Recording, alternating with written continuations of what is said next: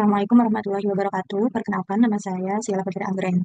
Di sini saya sebagai perwakilan tim ses Nyambol dari mata kuliah Kewirausahaan kelompok 3 D3 Sistem Informasi Akuntansi dengan dosen pengampunya adalah Pak Kastaman.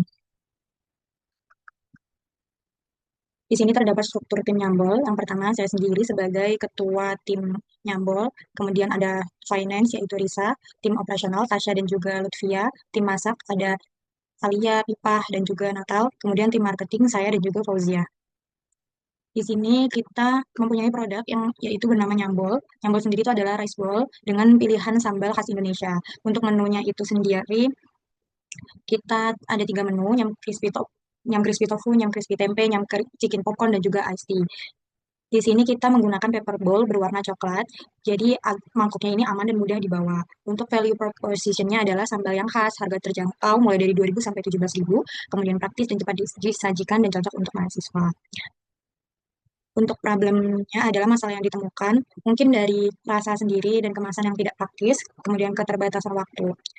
Pain point customer-nya sering menghadapi keterbatasan anggaran, terutama di akhir bulan, dan mengalami kebosanan terhadap varian rasa makanan yang ada di kantin.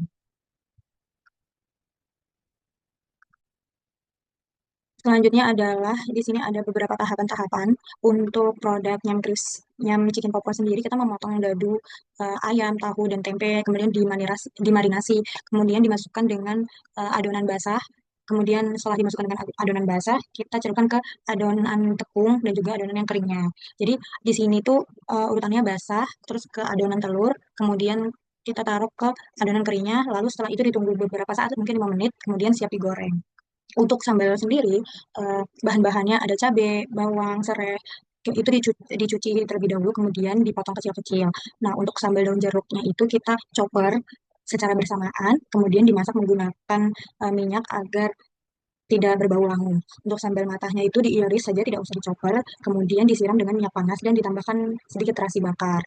Untuk memasak iced tea, di sini kita menggunakan teh bubuk dimasak dengan air sampai mendidih, kemudian untuk gula dan airnya dimasak secara terpisah. Seperti membuat teh biasanya, kita menyaring teh, disaring dengan bubuknya, kemudian siap disajikan.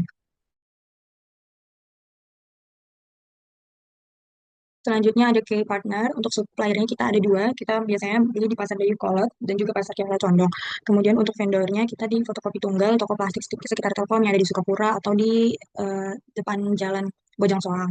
Dan juga toko plastik dan print stiker yang ada di online shop atau di Shopee. Untuk mitra produksinya kita ada 4 tempat, yaitu kos anggota, yaitu Natalia, saya sendiri, dan juga Fauzia, dan juga Tasya. Marketplace-nya kita tidak menggunakan marketplace apapun, namun kita menggunakan Instagram dan juga WhatsApp untuk marketing dan websitenya untuk pemesanan. Selanjutnya adalah go-to-market strategy. Di sini kita memiliki sosial media yang ada di Instagram, namanya adalah @nyambol.by8 by 8. Nah, di sini itu kita untuk meningkatkan brand awareness dan interaksi audiens secara optimal. Nah, kita juga melakukan secara offline selling itu saat market day. Kemudian saat market day itu kita memberikan promo khusus, yaitu trik TikTok 300, itu free 1 iced tea setiap sekali pembelian saat market day. Kemudian apabila memfollow dan men-tag IG Nyambol, kita free 2 stiker. Dan kita juga memberikan tester produk dan juga sambal saat marketing. Untuk konten strateginya, kita membuat konten mengikuti tren TikTok yang sedang viral, kemudian diupload di Reels Instagram. Kita juga terdapat Sabtu Berbagi. Jadi untuk konsep Sabtu Berbagi ini, orang-orang membeli produk kita, tapi untuk dibagikan, jadi seperti itu. Dan ada promo, follow, dan purchase. Jadi saat itu, saat dua kita ada free rice bowl, yaitu nyam crispy tofu, untuk orang-orang yang membeli PO 2 dan juga sudah memfollow Instagram kita.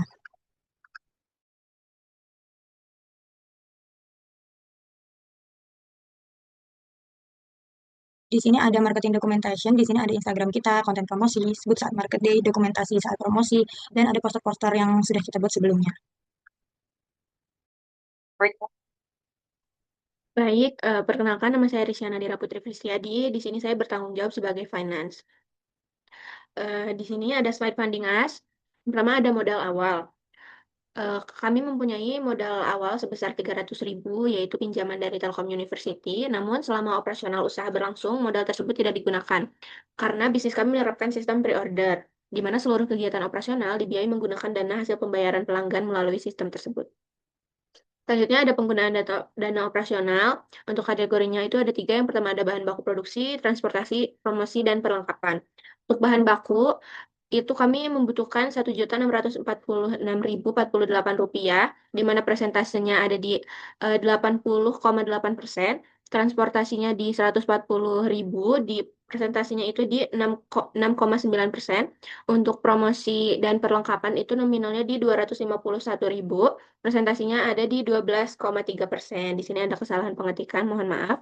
Selanjutnya ada kebutuhan dana terbesar. Kebutuhan dana terbesarnya ada di bahan baku produksi dengan presentasi 80,8% dari total biaya operasional karena digunakan untuk pembelian seperti ayam, tahu, tempe, bumbu, dan bahan pendukung lainnya. Selanjutnya di sini ada HPP atau cost structure. Yang pertama itu ada bahan baku Nyaumania. Bahan baku Nyaumania ini kami gunakan bahan baku Nyaumania dan bahan baku Nyau kita itu hanya ada di penjualan saat kami melakukan PO, untuk market day tidak. Yang pertama untuk HPP Nyaumania itu ada di 9.558, untuk bahan baku Nyau kicau ada 9.240, bahan baku Nyam Chicken Popcorn ada 8.058 rupiah, untuk crispy tempe ada 7.740, dan bahan baku Nyam Crispy Tofu ada di 7.700. Untuk es teh, HPP-nya itu di 1.500, untuk nasi 1.250, sambal 1.650. Untuk transportasi ini per minggu kita beda-beda karena sesuai ya. Untuk minggu pertama itu transportasinya dua motor di satu motornya 15.000, jadi totalnya 30.000 di minggu kedua.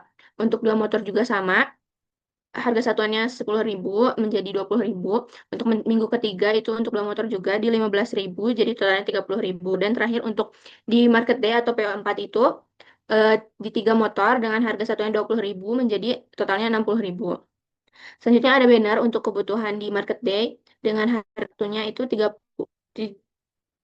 eh 30.000. Lanjut ada print stiker playlist untuk kebutuhan tenan itu untuk minggu pertama itu kami membutuhkan playlist PO gitu di laminating dengan harga 7.000, dan untuk di Market Day itu ada 27.000. Selanjutnya ada stiker. Stiker ini apa? Stiker ini untuk sistemnya marketing untuk menarik pelanggan. Jadi jika mereka mempromosikan kami di Instagram, stiker ini kami berikan kepada pelanggan yang melakukan hal tersebut. Itu di stikernya di harga 13.000 per packnya.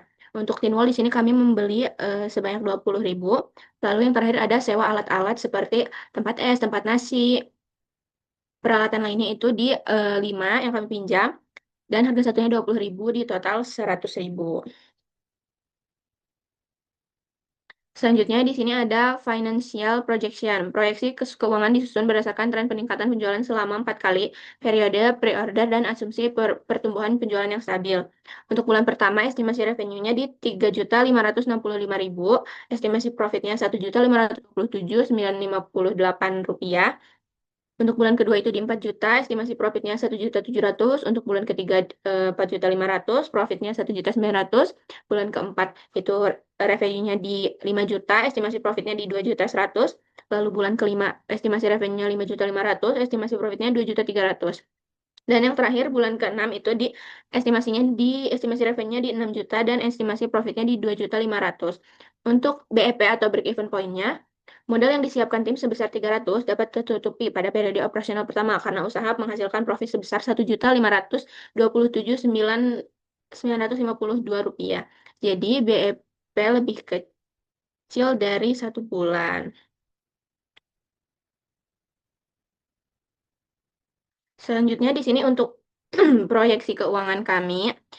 Yang pertama itu ini untuk proyeksi saat pitching. Di sini kami tuh mematoknya tuh untuk transaksi per minggunya itu di 25, tapi ada kenaikan setiap minggunya di 5%. Jadi di minggu pertama itu 25 produk, tetapi kami dapat menjual di 20, sebentar. Kami itu dapat menjual di 33 produk. Untuk minggu kedua itu target kami ada di 26. namun terjual 32 juga 32 produk, dan untuk minggu ketiga targetnya itu di 27 produk. Tetapi kami mendapatkan kami menjual produk itu di 57 produk. Dan yang terakhir di minggu keempat kami tuh mentargetkan di 28 penjualan atau produk, tetapi kami dapat menghasilkan dapat menjual produk 118 produk. Ini untuk cash flow-nya. Di minggu pertama saldo awalnya itu 300, lalu kami mendapatkan total penjualan di 611, tetapi juga kami mengeluarkan untuk kebutuhan PO1 ini di 328.720 rupiah. Jadi saldo akhir di minggu pertama itu ada 582.280 rupiah. Lalu di minggu 2 saldo awalnya dari yang saldo akhir minggu pertama. Lalu minggu kedua itu kami menjual produk di sekitar 507.000, lalu mengeluarkan uang juga untuk membeli kebutuhan dan lain-lain di 462 rupiah. Jadi saldo akhir minggu kedua itu ada di 823.818 rupiah. Lalu di minggu ketiga saldo awalnya seperti saldo akhir yang tadi, kami menjual di PO3 sebesar 925.000 dan mengeluarkan uang juga untuk kebutuhan lainnya di 487.774 rupiah. Jadi saldo akhir di minggu ketiga itu ada di 1.261.744 rupiah. Lalu saldo awal minggu 4 itu di saldo akhir yang minggu 3 tadi. Lalu kami sebesar 1.522.000, mengeluarkan juga di 955.792.000. Jadi saldo akhir kami ada di 1.827.952 ini. Lalu kami mengembalikan ke investor untuk saldo awal tadi di 300.000. Jadi profit kami ada di 1.527.952. Lalu dari awal yang kita sudah menegosiasi di awal pitching, kami akan memberikan profit sebesar 8% kepada investor. Jadi yang kami berikan ke investor menjadi 422 dengan modal awal tadi. Sekian dari saya, kurang lebihnya mohon maaf. Wassalamualaikum warahmatullahi wabarakatuh.